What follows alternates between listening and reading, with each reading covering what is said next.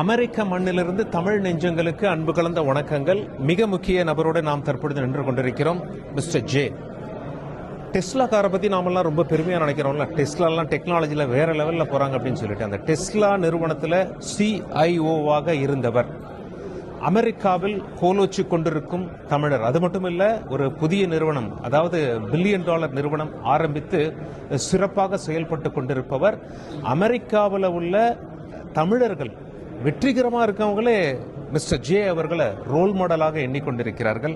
Sir, நீங்கள் தந்தி டிவிக்கு பேச ஒப்புக்கொண்டமைக்கு மிக்க நன்றி. நம்ம அதாவது 12வது உலகத்தமிழர் பொருளாதார மாநாட்டில் நீங்கள் சீஃப் கெஸ்ட்டாக வந்திருக்கீங்க.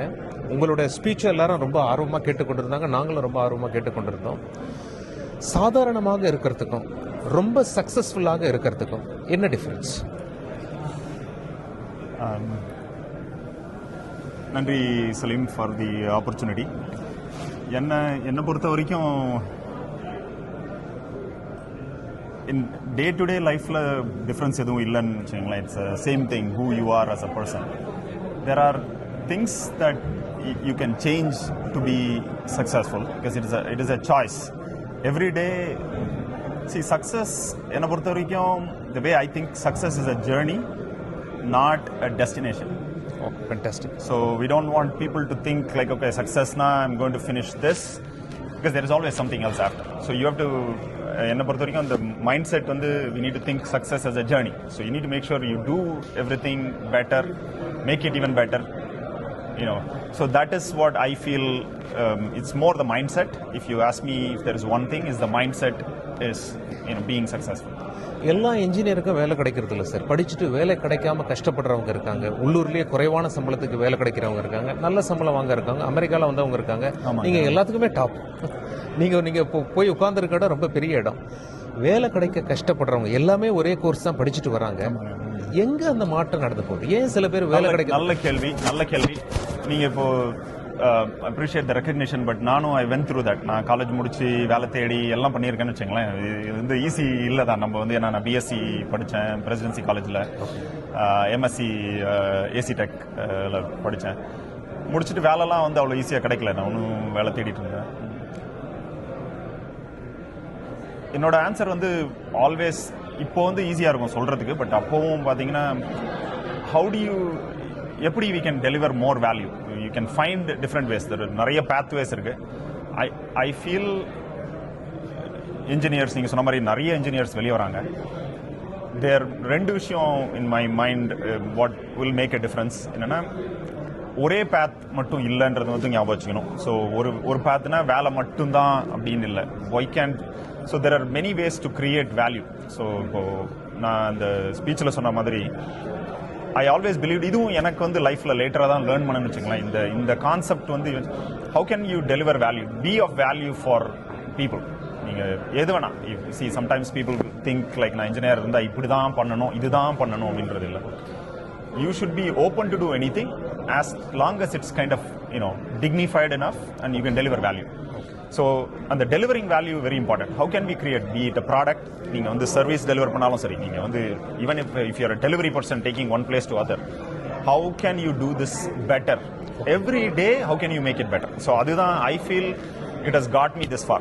Every day நீங்க வந்து வேலை பண்ணாலும் சரி, ஒரு ப்ராடக்ட் டெலிவர் பண்ணாலும் சரி, சர்வீஸ் டெலிவர் பண்ணாலும் சரி, how can you deliver more value than expected? இப்போ வந்து ஒருத்தவங்க வந்து ₹1 கொடுத்து உங்களை இங்க இருந்து அங்க டெலிவர் பண்ணுங்க அப்படின்னாங்கன்னா, if you deliver it in a way that they feel like this is worth ₹5 அப்படின்னு வச்சுங்களேன், ₹1 இல்லாமல் ₹5 worth அப்படின்னா, that is how you need to think. என்னை பொறுத்த வரைக்கும் எது டெலிவர் பண்ணாலுமே, இப்போ என் கம்பெனியில் ப்ராடக்ட் டெலிவர் பண்ணுறோன்னா, இப்போ வந்து மை கஸ்டமர்ஸ் வந்து மாதத்துக்கு $10,000 பே பண்ணுறாங்கன்னா, என் டீம்கிட்ட நான் என்ன சொல்லுவேன்னா, we should deliver value equivalent to $20,000 or $200,000. Okay. That way they feel, in their mind they feel it's no-brainer to pay $10,000 because I'm getting value of equivalent 10 times of the product itself. Okay. In the concept on the goes back to people also. When you do a job, you have to think how can you deliver more value so that you can get promoted. So sorry, long answer, but since I've gone through this, it became a bit of a thinking process for me. Eventually, how did I get here? So that was the fundamentals for what worked for me. நம்ம தமிழ்நாட்டில் ஒரு குடும்பம் வறுமையிலிருந்து வெளியே வரணும் அப்படின்னா ஒரு நபரை நம்பி இருப்பாங்க. அந்த மாணவர் +2 முடிச்சுட்டு காலேஜ் போகும்போது நம்பிக்கையெல்லாம் உச்சக்கட்டத்தில் இருக்கும். அப்படிப்பட்ட குடும்பம் உங்களை நம்ம தந்தி டிவி வாயிலாக பார்த்து கொண்டிருக்கிறார்கள். மாணவர்கள் நாம் பேசிக்கொண்டிருக்கும் இந்த 2025 காலகட்டத்தில் எம்மாதிரியான புதிய படிப்புகள் எடுத்தால் ஷைன் ஆகலாம், அல்லது ஏற்கனவே எக்ஸிஸ்டிங் கோர்ஸ் மேலே நம்பிக்கை வைக்கலாமா? உங்களுடைய செய்தி என்ன மாணவர்களுக்கு? ஸோ ஒன்று வந்து keep learning. There are learning, reading from successful people. இப்போ என்ன நடக்குது உலகத்தில், இப்போ வந்து சோஷியல் மீடியாவில் வந்து it makes it easy, at the same time it makes it tough also. என்னன்னா there are too many things, அவங்களுக்கு ஃபில்டர் பண்ணுறது வந்து கஷ்டம். இதில் தான் வந்து if they can find good mentors, doesn't matter எந்த ஏரியாவில், it doesn't matter like எந்த ஏரியாவில் mentors, if someone is successful, either business run பண்றாங்களோ இல்ல they could be a professor or they could be a government employee, if someone is doing well in their profession, இப்போ அவங்க கொஞ்சம் mentorship and pointers கிடைச்சா நல்லா இருக்கும். ஏன்னா social மீடியாவில் it's a good thing but there is too much.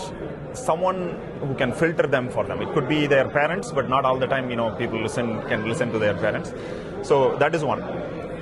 Number two, இப்போ AI is prevalent everywhere. The way I எப்படி திங்க் பண்ணோன்னா, நான் என்னை பொறுத்த வரைக்கும் while it is AI வந்து scary, artificial intelligence is scary, there are a lot of people talk about AI taking over job. So என்னை பொறுத்த வரைக்கும் AIன்றது வந்து you should think about how people learn mathematics. Mathematics வந்து first ஸ்டாண்டர்ட்லேயே சொல்லிக் கொடுப்பாங்க, you know கூட்டல் கழித்தல்லாம் வந்து முதல்லயே வரும். ஸோ அந்த மாதிரி I feel today's younger generation doesn't matter which job, நீங்கள் டாக்டராக போகலாம், இன்ஜினியராக போகலாம், அக்கௌண்டண்ட்டாக போகலாம், லாயராக போகலாம், but important for them to learn what is it. இப்போ மேத் கற்றுக்கிற மாதிரி ஏஐனா என்னென்ன கற்றுக்கணும். ஏன்னா what you don't know is what you usually are scared, unknown is what scares people. So get to know it, then you decide whether நான் வந்து subtraction மல்டிப்ளிகேஷனோட நிறுத்துறதா, இல்லை வந்து நான் வந்து கால்குலஸ் அல்ஜிப்ரா மாதிரி, இல்லை I can go PhD math மாதிரி ஏஐலேயே I can go deep into AI engineering and programming, இல்லை ப்ராம்ப்ட் இன்ஜினியர் மாதிரி, இப்போ HTML இன்ஜினியர் 2000 மாதிரி இப்போ வந்து ப்ராம்ப்ட் இன்ஜினியர்னு இருக்கு ஏஐல. how do you do prompts in AI? So anyway, the point there is learn about AI, then you decide which, you know, எந்த இது போனாலும் at least you can talk about it, you can apply it in your job. Okay, நாம ஒவ்வொரு படி மேலே மேலே மேலே வர நமக்கு கமிட்மெண்ட்ஸ் நிறைய இருக்கு. அதிக நேரம் ஆஃபீஸில் செலவு பண்ண வேண்டியிருக்கு. நீங்கள் ஒரு மிகப்பெரிய கம்பெனி ரன் பண்ணிட்டு இருக்கீங்க. உங்களுடைய ஆஃபீஸ் ஃபேமிலி லைஃப் எப்படி பேலன்ஸ் பண்ணுறீங்க? நம்ம தமிழக மக்களுக்கு, அதாவது ஏற்கனவே சிறந்து விளங்குறவங்களுக்கு உங்களுடைய message? Very good question, tough question. நான் வந்து ஏன்னா இன்னைக்கும் I feel I am learning doing that. அது வந்து லைஃப் லாங் ஜேர்னி. பட் ஒரு concept, there is one leader I respect a lot சொன்னார். இது ஐ ஃபீல் த பேலன்ஸ்ன்றது வந்து இட்ஸ் அ ராங் வேர்ட். ஏன்னா you can never balance life and work. ஏன்னா இப்போ நீங்கள் ஒர்க்கை நல்லா பண்ணால் sometimes you have to do more, sometime you have to do less, sometime you have to spend more time with the family. So balance கொண்டு வரது வந்து almost impossible. If someone tries to do balance, that's where they get really disappointed. There is a better word I call it as work life harmony. Okay. So how do you bring it, harmonize it? It could sometimes, someday you will feel like, okay, 20% தான் என் family கூட spend பண்ணணும், 80% கம்பெனியில் பண்ணி ஆகணும், இல்லைன்னா என் company போகாது. ஏன்னா so then some days you feel like, okay, you know what, this vacation I'm going to just spend family time. So the harmony கொண்டு வரது வந்து communication. So work with your close, loved ones, your wife, family. Communicate to them why are you doing what you're doing, because சில டைம்ல வந்து what people do is night and day நான் work பண்ணேன், வீட்டில் போய் they'll be grumpy, they'll be கோவமா இருப்பாங்க வீட்டில். Then they work hard, they don't get the grounding satisfaction in the work. வீட்டில் வந்து அவங்க கிட்ட கோவமா இருந்து அங்கேயும் வந்து they'll get more depressed. So to bring harmony, I feel the best thing is communication. I'm still learning how to communicate. இந்தியாவும் America ரொம்ப அழகாக சொன்னீங்க. நீங்கள் அந்த ஃபேமிலி லைஃப் ஹார்மனிங்கிற ரொம்ப ஹைலைட் பண்ணீங்க. உண்மையிலே நிறைய லெசன்ஸ் இருக்குது உங்ககிட்ட கற்றுக்கிறதுக்கு. இந்தியாவும் அமெரிக்காவும் ஒரு சவாலான காலகட்டத்தில் போயிட்டு இருக்கோம் சார். ஒரு மாதிரியான ரஃப் பேட்சஸ் இருக்குது. நிறைய ஈவெண்ட்ஸில் இன்னும் ஒரு ஹார்மனி வரல. இந்தியாவுக்கும் அமெரிக்காவுக்கும் ஏற்கனவே இருந்த ஹார்மனியும் டிஸ்டர்ப் ஆயிடுச்சு. ஸோ இது வந்து நம்ம தமிழக மாணவர்களுக்கு அமெரிக்கா வந்து நம்ம பெருசாக சாதிக்கணும், படிக்கணும், பெரிய வேலையில் சாதிக்கணும் அப்படின்னு சொல்லி ஒரு ஆசையோடு இருக்கக்கூடிய ஒரு மாணவர்களுக்கு இது ஒரு செட்பேக்கா, இது ஒரு மைனஸா? See, in the long history, என்னை பொறுத்த வரைக்கும் there is a short-term setback, but medium to long-term, I am very optimistic things will work out because there is a long history. In the history like US India relationship, not all the time it was great. Still time la vandu ups and downs irundirukku, but it all worked out okay. So I think it's just a period. We'll have to, only thing is dialogue. Rendu perume vandu continue to work towards, and both sides have to look at each other's side, what are they trying to achieve. But I feel collectively there is a lot of things that they can achieve together very successfully, because Indian entrepreneurs are doing extremely well.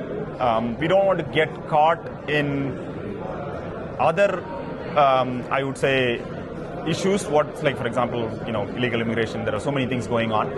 So we want to make sure that we bring the conversation back towards improvement of both the economies, both the countries. What does it take? What do we need to do together? I feel it will be worked out okay eventually. Wonderful. என்னுடைய கடைசி கேள்வி sir, தந்தி TV வாயிலாக தமிழக மக்கள் உங்களை பார்த்து கொண்டிருக்கிறார்கள். உங்களை மாதிரி சக்ஸஸ்ஃபுல்லாக வாழ்க்கையில் ஜெயிக்கணும்னா அவங்களுக்கு உங்களுடைய செய்தி என்ன? I know it will sound cliche. I would say focus, hard work, and then சொன்ன மாதிரி delivering more value than expected. So யாராக இருந்தாலும் உங்கள் ஃபேமிலியோ ஃப்ரெண்டோ வேலை செய்கிறவங்களோ, ensure you strive to deliver more value than expected. உங்களை வந்து if someone is expecting, it's hard, but I would say that is what lifts you up. If lifts everyone up is how can you deliver more value than expected. உங்களுடைய நேரத்திற்கும் உங்களுடைய தகவல்களுக்கும் மிக்க நன்றி J sir. தந்தி TV, அதாவது அமெரிக்காவில் உள்ள பல தொழிலதிபர்கள் திரு ஜே அவர்களை ரோல் மாடலாக பார்த்து கொண்டிருக்கிறார்கள். தந்தி டிவிக்காக அமெரிக்காவில் நேரம் செலவு செய்து அவர் மிக முக்கிய கருத்துக்களை சொல்லியிருக்கிறார். அமெரிக்க மண்ணிலிருந்து தந்தி செய்திகளுக்காக சலீம்.